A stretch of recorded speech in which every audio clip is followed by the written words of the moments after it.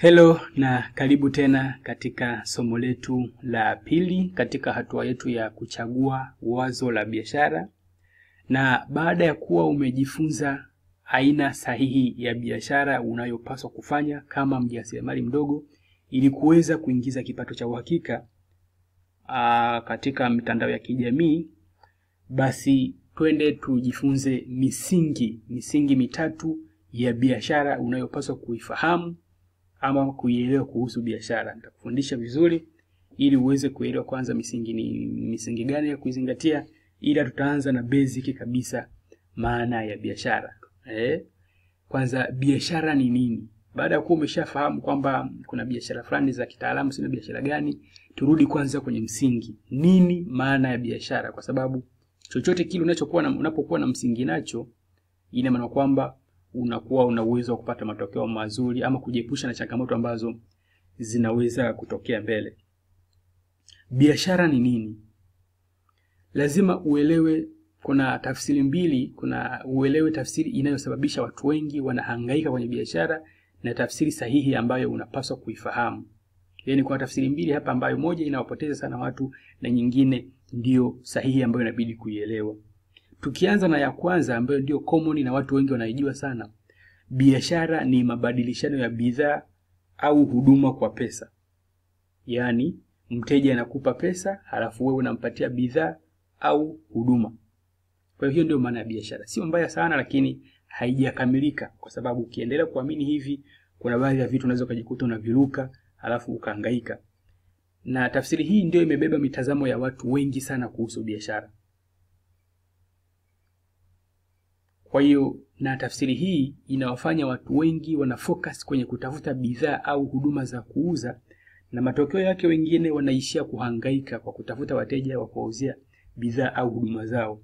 Kwa hiyo mtu anaanza kujiuliza, okay, hivi ni bidhaa gani ambazo naweza nikauza kitu gani? Ni biashara gani inalipa? Kwa mfano watu wananitafuta sana mtandaoni, mwalimu, nataka nifanye biashara, ni biashara gani naweza nikafanya? Mimi na 500,000 nifanye biashara gani? Hivi ni bidhaa gani zinatoka sana? Kwa hiyo unauliza bidhaa ambazo zinatoka ili na ukaingia kwenye ushindani mkubwa. Ama una mtaji wa 500,000, ufanye biashara gani? Hiyo pia ni dalili ya kutokujua msingi sahihi, ya kutokuwa na msingi sahihi wa biashara. Kwa sababu gani? Kwa mfano mtu yuko Mwanza, mimi niko Dar es Salaam. Ananiambia na 500,000 nifanye biashara gani?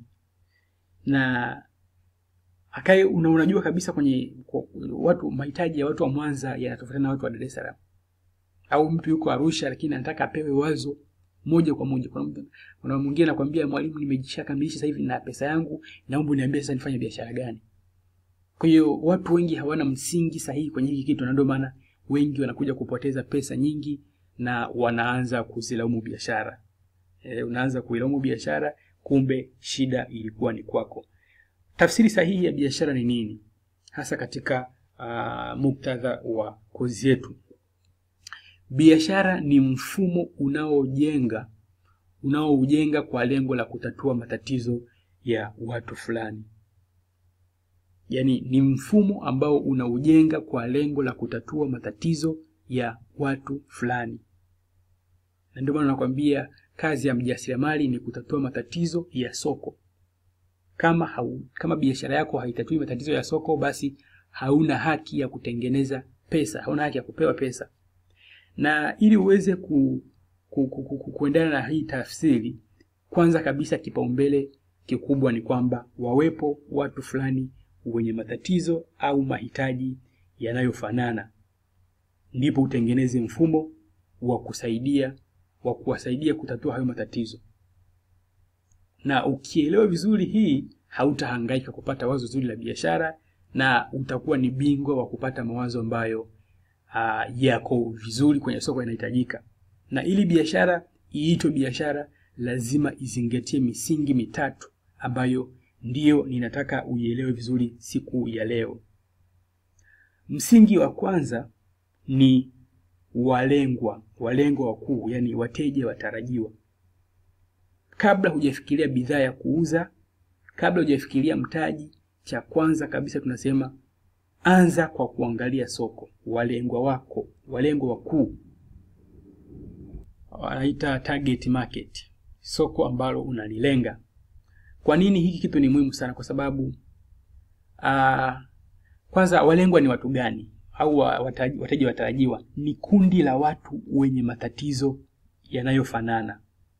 Hautakiwi kulenga kila mtu, lazima ulenge kundi fulani la watu wenye matatizo yanayofanana, kwa sababu kwenye soko kuna makundi mbalimbali ya watu ambao wana matatizo yao au wana mahitaji yao.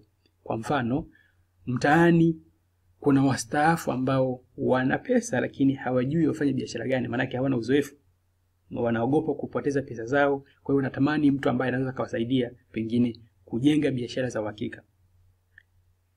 Lakini mtaani kuna watu ambao, kuna wanawake wenye kukosa kujiamini kupitia mavazi yao. Kwa hiyo wanatamani kupata mavazi mazuri. Kazi yao wenyewe wanapenda tu kuonekana wapo kwenye fashion. Kwa hiyo ukiingia kuwasaidia, wewe umeingia kama kutatua tatizo. Lakini pia mtaani au kwenye soko kuna wanawake wenye matatizo ya vitambi na nyama uzembe. Hiyo ni problem ambazo zipo kwenye soko, ambazo unaweza kaingia kusolve, ambazo zipo. Kwa hiyo hawa watu wanazungumza lugha tofauti na wale ambao wanataka mavazi. Lakini pia mtaani kuna vijana ambao hawana ajira, hawana chanzo chochote cha kipato. Ni kundi la watu ambao wana matatizo hayo, wote wanahitaji suluhisho. Kwa hiyo huwezi kuingia kuwachanganya wote ukasema wewe unafanya yote hayo, watakushangaa. Lakini pia kuna watu ambao wana migogoro pengine kwenye mahusiano. Kuna wanawake ambao hawapati watoto au pia wana suluhisho lao, wanataka wenyewe kupata watoto. Kuna wafanyabiashara ambao hawapati wateja kwenye biashara zao. Yako matatizo mengi, yani kuna makundi ya watu wengi ambao wapo. Kuna watu ambao wana matatizo ya vidonda vya tumbo, kuna watu ambao wana matatizo chungu mzima. Tunasema ni walengwa. Kwa hiyo biashara yako, cha kwanza lazima ichague kundi fulani la watu ambao wana matatizo yanayofanana. Kuna wanafunzi ambao wanafeli hesabu. Wewe ni mtaalamu, inabidi uangalie, okay, labda kwa utaalamu wangu mimi niangalie kundi ambalo linaweza kulisaidia. Kwa hiyo kwenye biashara, msingi namba 1 ni soko. Cha kwanza kabisa ni soko. Usifikiri chochote, cha kwanza fikiri kwenye soko. Ukishajua walengwa ni nani, ambao ni kundi la watu wenye matatizo, basi msingi wa pili tunasema ni elewa suluhisho au matokeo ambayo wanayahitaji. Unaona? Je, hao watu wanataka kuona matokeo gani baada ya tatizo lao kutatuliwa? Kama ni mstaafu, labda alikuwa analipwa labda mshahara wa $500,000. Kwa hiyo anatamani aanzishe mradi ambao ungeweza kumsaidia kuingiza shilingi $500,000 kila mwezi. Au shilingi, hata kama ingepungua kidogo, lakini angalau awe na uhakika wa kipato tena huku mtaani, kwa sababu bila hivyo anaogopa pesa yake inaweza kaisha. Kwa hiyo ukiweza kumuongoza hata kumiliki mradi wa ufugaji, hata kilimo, hata ufugaji kuku, ina maana kwamba huyu mtu utakuwa umemsaidia kupata suluhisho. Kama ni mwanamke ambaye ana shida ya vitambi, basi anatamani kurudi kwenye maumbile yake ya asili. Kama ni wanawake wasiopata watoto, basi anataka kupata watoto, anataka kujifungua, arudishe tabasamu kwenye familia yake. Kama ni wafanyabiashara ambao walikuwa hawapati wateja, suluhisho wanalotaka waanze kufanya mauzo wapate wateja. Kwa hiyo elewa kwamba hawa watu mwisho wa siku wanataka suluhisho gani. Mimi nina vidonda vya tumbo, labda ninachokitaka mimi ni kupona. Labda mtu unataka ulenge labda watu ambao wametumia labda vipodozi, labda wanawake unalenga soko la kina mama ambao wametumia vipodozi labda vimeharibu, vyenye makemikali makali. Wanachokitaka wao warudi kwenye maumbile yao ya zamani, muonekano wao wa zamani, ngozi zao zirudi kuwa soft kama mwanzo, wasiwe na madhara ambayo yamesababishwa na utumiaji wa vipodozi vikali. Kwa hiyo watu wanataka suluhisho gani? Mwisho wa siku wanataka matokeo gani? Suluhisho ni yale matokeo ambayo mtu anayapata baada ya tatizo kuondoka. End results ni kitu gani? Kwa cha pili ni hicho, waza soko ambalo ni kundi la watu wenye matatizo fulani. Cha pili, elewa wanataka kupata matokeo gani. Baada ya hapo sasa ndio unakuja kwenye kitu cha mwisho ambacho ni mfumo. Mfumo gani sasa? Inaweza kuwa ni bidhaa au huduma yenye kutatua hilo tatizo, kwamba okay, nataka niwasaidie wale watu waweze kupata suluhisho fulani. Niwape kitu gani? Baada ya kuwa umeshajua matatizo ambayo wanayo na matokeo ambayo wanataka kuyapata, basi ndio naanza kuwaza ni kitu gani cha kuwapa ili waweze kutatua tatizo lao. Je, utampatia bidhaa au huduma gani ambayo itamsaidia kuondoa tatizo lake?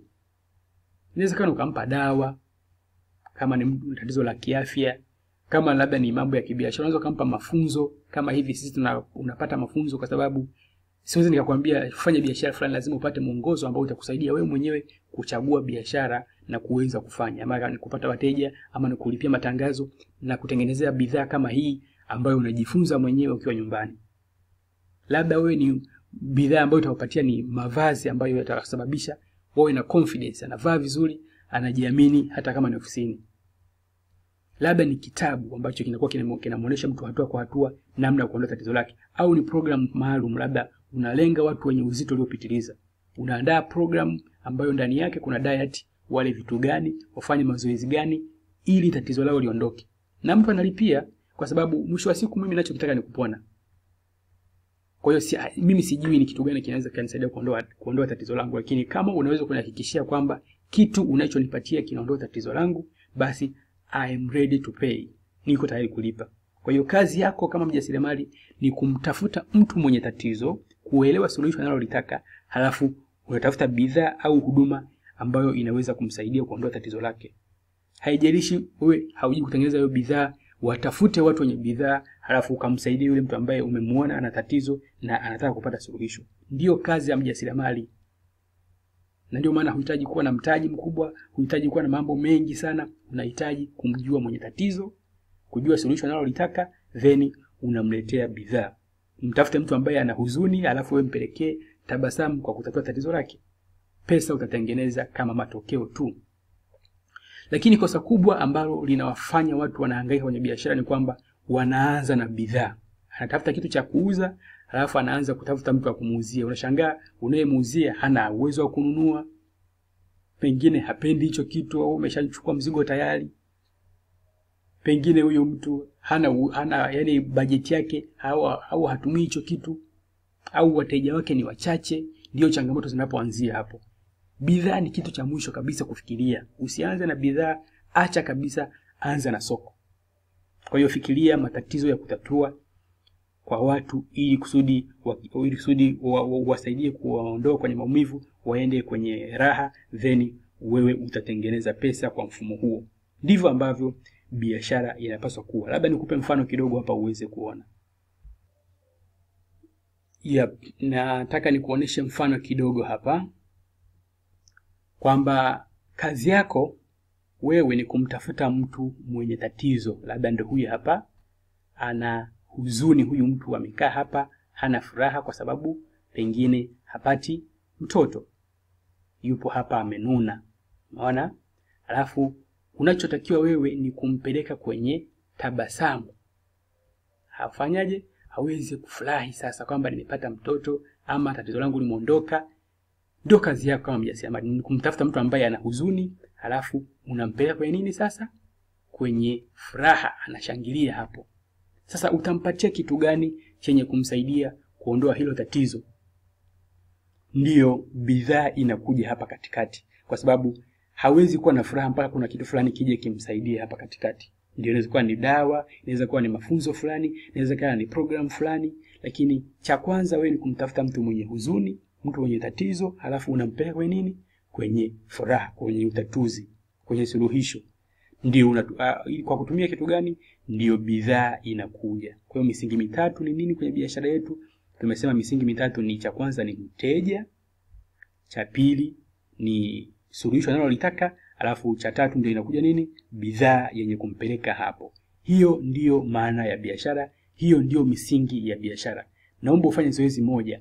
Andaa mawazo mbalimbali hata kwa kubuni tu ambayo yatazingatia mlengo mlenga, tatizo unalotatua na bidhaa au huduma ambayo inaweza kumsaidia. Yaani suluhisho ambalo analihitaji, halafu ni kitu gani utampatia. Fanya hilo zoezi ili kuweza kuzoesha ubongo wako kubuni mawazo mazuri ya biashara. Tukutane katika somo lingine.